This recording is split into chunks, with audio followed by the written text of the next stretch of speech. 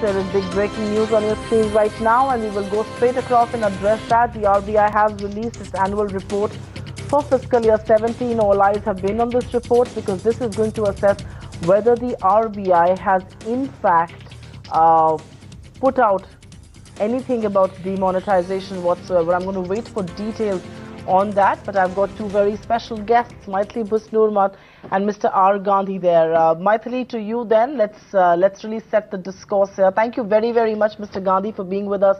It's always a pleasure chatting with you after being at your press conferences at the RBI for years now. But Maithili, very quickly, what are you looking forward to as far as this RBI's annual report is concerned? Much like everybody else, my guess is that you're keeping an eye fixed on demonetization figures, if they will indeed be mentioned. Well, yes, certainly I'd like to see what the numbers the RBI finally reports about the quantum of notes that was returned. Remember, there was talk of a windfall profit. That clearly hasn't happened, but the RBI has been very coy about disclosing the numbers. So I do hope to get greater light on that. At the same time, I think even more interestingly, what I'm looking forward to is seeing why has the RBI's dividend to the government come down by more than half? Was demonetization such a costly exercise? Whatever the short-term pain might be, how much was the pain? I'd like to see that quantified because we really don't have the breakup. We only know that the RBI's dividend to the government for the last fiscal has come down by more than 50%. So what were the reasons for this? So I think I'm looking forward to that with a great deal of interest. Of course, the GDP numbers, the RBI is really not the right authority to estimate GDP. It is the CSO. The RBI has to give us a better fix about inflation. But this, remember, is the annual report for the year that has gone by. So I look forward to the chapter that they have on overview and prospects for the future. So that chapter telling us what they hope to see for GDP growth in this year, where they see inflation, and most importantly, why has RBI's dividend to the government come down?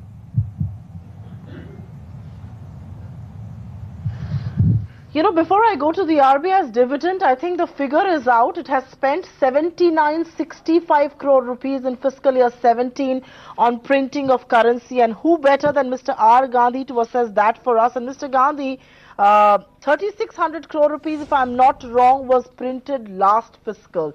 The figure has gone up by to 7965 crore rupees, almost double, in fact more than double of what was spent last year. Safe to presume this is the impact demonetization has had? And that's correct. Good evening. Thanks for interacting. Your presumption is correct in the sense that the currency expenses, which has doubled from the last year, the primary reason would be because of the new notes that are being printed in a large quantity, not just a regular annual requirement. It is much more than that, and that is why that sudden big jump you are seeing in the figures. So there is a demonetization effect, yes. Okay, it also says that Indian economy has demonstrated resilience in fiscal year 17. I'm going to go to that in just a bit. But I think the real story is that 87 million of the 6,700 million 1,000 rupee notes did not return to the system. 7965 crore rupees is the cost that printing has incurred as far as this financial year is concerned. And, you know, that was the one big data that we were looking for, and that big data is out. This is double of the 3,600 crore rupees that RBI spent last year. In fact, a lot more than just double, and the cost of printing notes is 7965 crore rupees. And remember, printing, this is not just in volume, this is also in value terms, because a lot of the economy has been remonetized. I'm going to take it across to Aditi, and the RBI has pumped in headline inflation forecast is 2 to 3.5% in the first half of this fiscal. I actually want to keep the story with demonetization, I think, because that's the big headline. For the second half, of course, it's 3.5 to 4.5%. But I think the 89 million of the 1,000 rupee notes have not come back to the system. So the first time you're actually hearing this, 89 million of the 1,000 rupee currency notes have not come back to the system. Mr. Gandhi, 89 million of the 1,000 rupee currency notes are not back in the system. Your quick comments on that.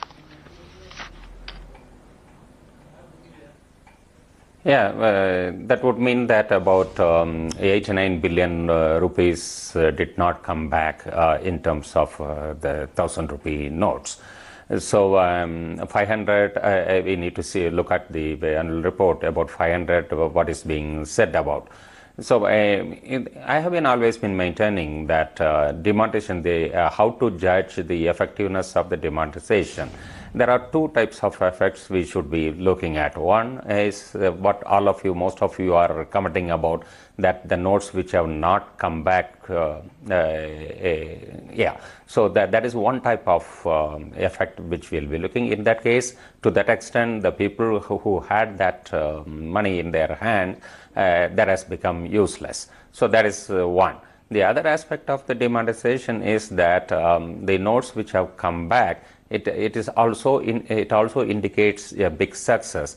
After all, the definition of black cash or black money is unaccounted money. So now that if the notes have come back, that would mean that that has been accounted. So once it is accounted, that is a success of the demonetization. That's what I would assess that way.